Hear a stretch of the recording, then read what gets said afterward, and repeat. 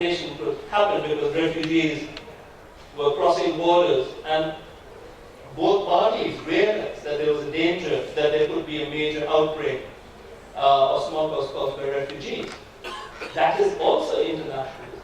So we need to, I think, fundamentally question what the definition, our definition of internationalism is, and how we have come to it. So, making this argument, what I'm trying to tell you, or argue to you, is that global health projects or initiatives need to understand and cope with great political, social, and cultural diversities to succeed. Culture may cause hesitancy, but proper understanding of culture can promote vaccination and strengthen routine vaccination. That's what smallpox eradication tells us. The WHO Regional Office of Europe has started the Cultural Determinants of Health project. I think it's really worth supporting. I sit on the WHO expert board. I declare that conflict of interest. But we are trying to understand how culture can actually play a beneficial role, and a proper, complex understanding of culture can play a beneficial role as we go into the 21st century global health programs in different countries with wide-ranging cultures.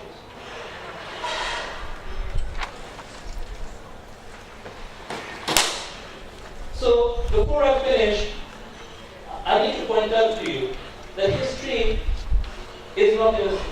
History is always an interpretation, as I've tried to explain to you. And historical interpretations are everywhere. Every major report in the WHO explains where it came from.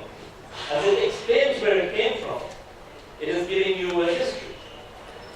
So we are not some sort of, looking up into the sky, dreaming academic discipline. We have to engage with policy. We have to help policy. But we have to also make sure the simplistic historical justification for the present is not misused, as it often can be. So the CDC narrative of smallpox eradication, I would argue, was very important in justifying the global polio eradication initiative. There was then a clash between that narrative and the Indian federal government narrative of what happened in the smallpox eradication program. I don't have time today, but maybe another time when I visit your beautiful country again, we can discuss how that clash of narratives weakened and created problems for the global polio eradication initiative in India. Basically because an artificial, Eurocentric history of a major global initiative was being used to justify another major global initiative in a country with multiple languages, religions, class structures, structural problems. Simplistic histories cannot inform complex action. Because civilian memories and the memories of the patient or the target population is so important to me, let me end with a point which some may consider small. I don't think it's small.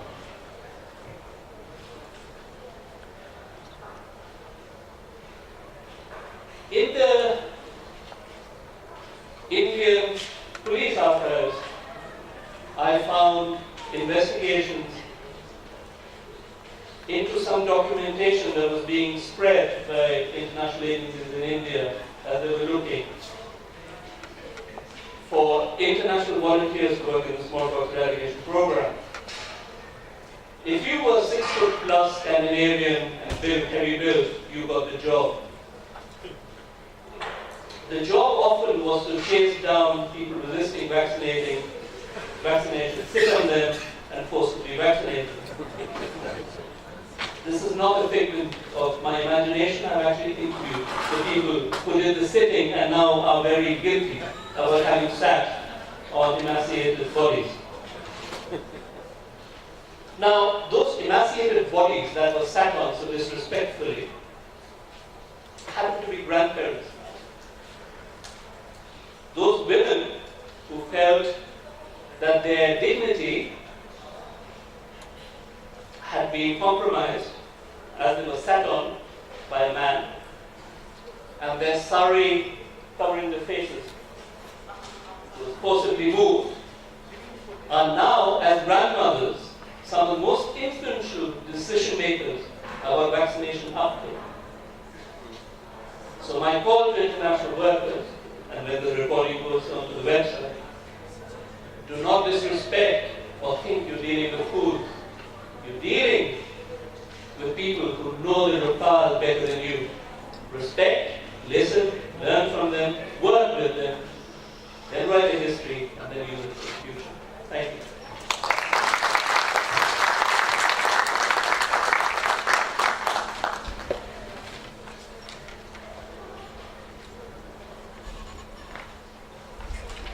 Thank you, Sanjay, for that. You can now sit in front for the question and answer. All right.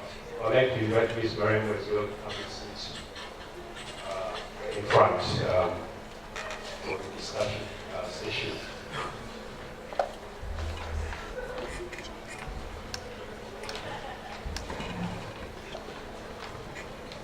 Right, we've come to section where we seek some clarity, questions, answers, etc.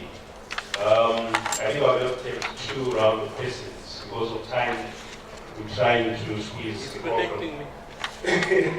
We're trying to squeeze the program as well as protecting Sanjay from your questions that you may want to give you. So I'll write 2 rounds of questions. The first one, maybe 3 people.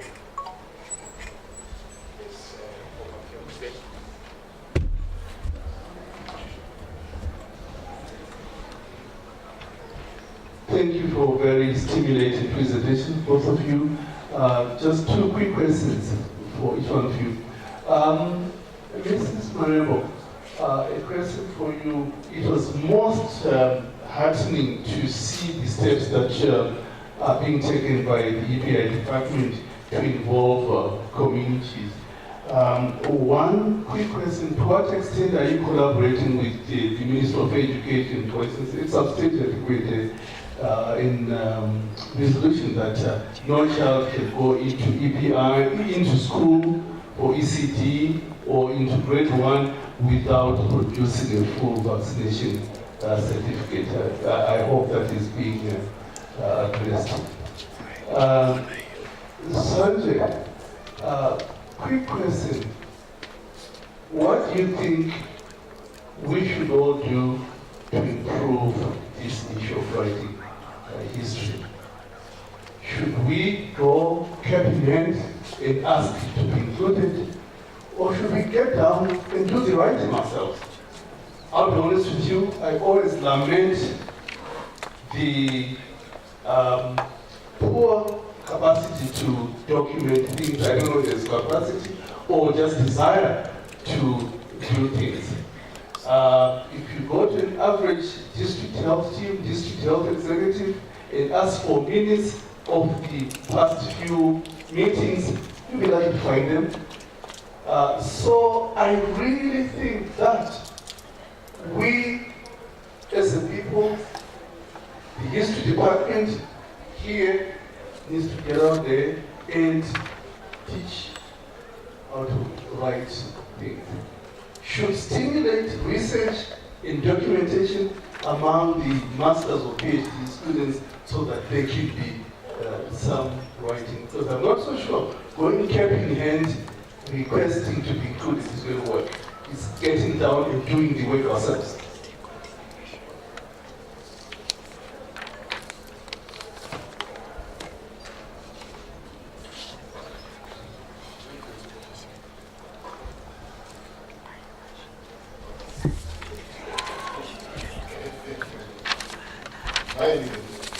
Hopefully not a question.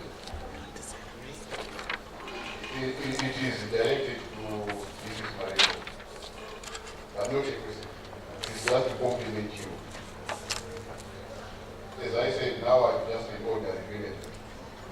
And I'm surprised actually about the success that you are registering in the current very, very difficult was surprised by your surveillance of measles, for instance. I think as we all know, measles is a very, very infectious disease. I think as we all know, so infectious that it was mentioned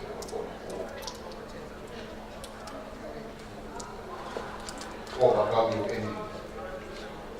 And I think I'm surprised that we are not getting any measles cases at the moment, given the difficulties that we have. I think, as you know, there are current epidemics now in the United States. Western coast of the United States is actually carrying ongoing epidemic of this there, as well as in Europe. There are current ongoing epidemics of measles in Europe. Now, to lead to Sanjay, the documentation of how we did it or how we are doing it in the current very difficult circumstances that we are in may be important. And I hope somebody will try and say, how did we manage to do it? Though Sanjay talks about other people, international organizations being too overbearing, but I think we also need to document how they help in us getting to where we are in the current situation. As well as the local communities, obviously they must be cooperative for us to be able to register the successes that we are doing. Again, congratulations, Mr. Marimo, and the people who are involved.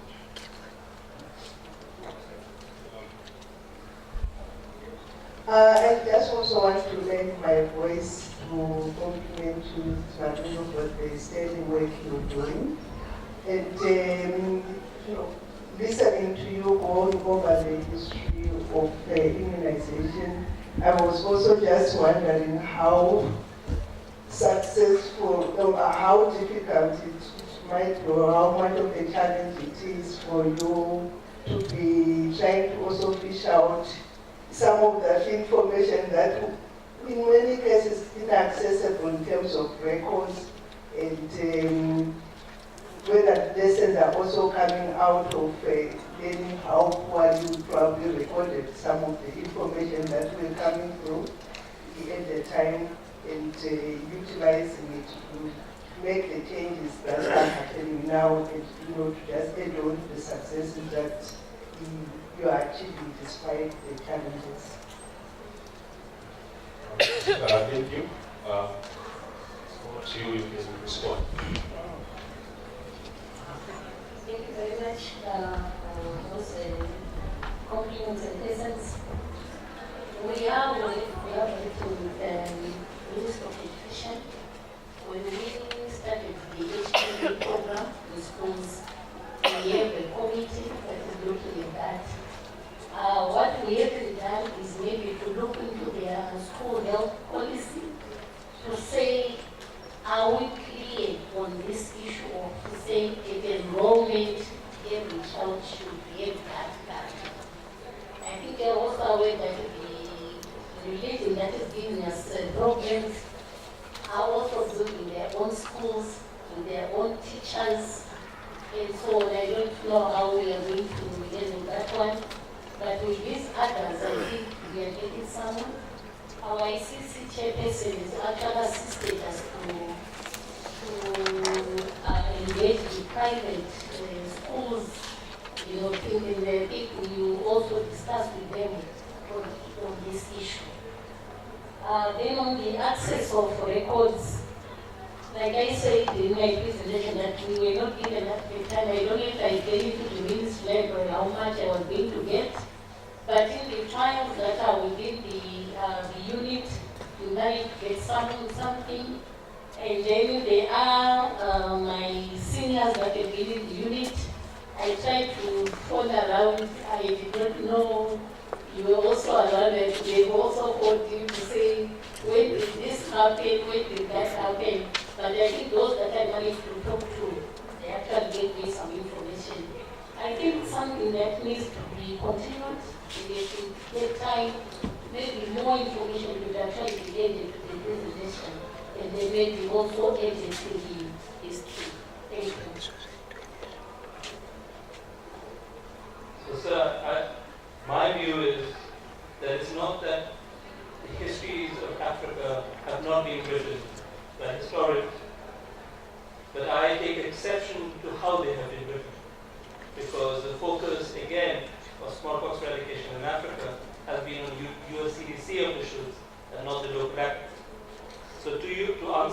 question, I do believe that we need to do it ourselves. Simply because we also need a level of cultural and political nuance to understand what is happening on the ground, which is not necessarily even, even if with my three Indian languages I can get a hint of that political and social nuance in a detailed study of India in at least 3 states, I am not equipped, unless I collaborate with the historian from here, to understand what the factors at play in different African countries are. So we really need future historians, before many of these memories and voices are lost, to interview and write these up. Then there's a second stage. The second stage is mentorship to publish. And I for one, do not believe there isn't capability. I'm an editor of one of the world's, I'm surprised to find myself as the editor of one of the world's leading history of medicine journals, which is not even published by my university, it's published by Cambridge University. I've received 100% support from Cambridge University Press to internationalize the advisory board and make sure that submissions are received from all over the world. It wasn't that difficult, but for years it wasn't done. So often what we decide is not good or not capable, I think is often also a result of very rooted biases that we have to fight as we go forward. And unless we do quality historical research and earn respect, the opportunity to publish will not come. So we have to improve the quality of research, create new standards of research and policy cooperation, then say that we are not following your model, we are not following your norms. Here are new standards, how to combine research with policy. And that is what then is published. Once you start setting new standards, that's when people will know. That is my view. And the point I was trying to make about international, and I have a perfect example here, that international, or what we see as the international, often has the national. You should know, you were UNICEF, right? So you were the bridge between the national and the international. We have a wonderful WHO rep here who is national and international. What is happening with the simplistic narrative of global smallpox eradication is that the important service that the national and international gives in negotiating knowledge transfers that make success possible are airbrushed out. So I'm not saying, there's good and bad in every complex institution. The role of the historian is not to sit in judgment like a grand judge and say this is good, this is bad. It is to democratize history by bringing in the largest number of voices, and not just voices that speak in English. And so you, sir, were one of the most important bridges. So we have to interview you and then write it up. So we have to identify MA dissertation students who can work. Alex said you're going to interview. So these experience, Tawanda, measles, double dose. We need that history. So there are lots and lots, and I'm sure once I talk to all of you, I will find out more. But we need to identify talent that can record, analyze, write, and then make sure that we work with them to make sure that it's globally recognized. We have to fight the structure. The we give up, if we surrender, nothing will happen. These simplistic narratives will dominate. So thank you. All right, thank you for that. Last round of questions, starting here. Thank you very much. This is of course not a question, this is a comment. I have to commend Mrs. Madame for her presentation. Of course, you as well. It is very interesting to get these success stories and to hear what IPA can do and how they flourish and how they make their children survive in a way, just put it that way. But also I would like to put it in perspective, because EPI is a component, it's a component, and you're saying you have been bringing a success story.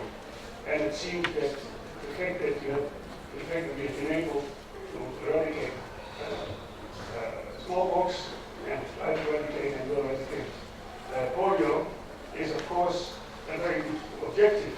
But it goes also to show that it goes at an enormous cost and at an enormous opportunity cost. And because of the success stories, every EPI program is now holy. We have to take it because it is better. Look what we have done with polio, look what we have done with smallpox. We have to take this advice. And who's giving the advice? People who know best. People who are not in the countries where people are suffering and have a whole range of health problems.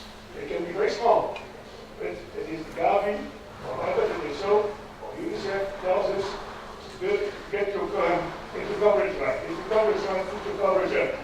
And what is the consequence? They have fewer days of expanded immunization to find that last child. But I can tell you that the number of cases you prevent from dying from measles cost more in terms of life of children who find the health center empty of the health bills because you went to vaccinate the very last child in the far corner of the district and they come with simple diarrhea or they come with pneumonia and they don't get treated. These are the costs that you have as a public health. I'm not talking as a business, I'm talking as a public health person. You have to weigh the cost, opportunity cost, cost benefit. And that is not always done, especially not when the money comes from very far away and is dumped onto you. I think I understand that 90% is actually coming from outside. And you still have to chip in the 10%, even if you could have used the 10% to it's better on another issue. That's my contribution. So always balance and think about what you'll be involved too, because there are such good examples of eradication and whatnot, you still have to think of the opportunity cost of all of it. Yeah, I completely, can you hear me? Anyway, I'll shut. I hear. Yeah, so I completely agree with you, but the point I'm making is that when smallpox eradication was successful in the case I have studied in great detail with multiple languages, talking to district and village officials, there were acts of negotiation that were not supposed to be happening. So often smallpox teams led by Indian workers who were working in partnership with the WHO regional office would often have to spend the night in a village, speak to the council, often provide access to sort of basic medical care to win the trust before they could vaccinate the next day. Now, I'm not arguing that, my whole argument was that simplistic, spurious, one-size-fits-all institutional histories are being used to justify current global health to its detriment. There we agree.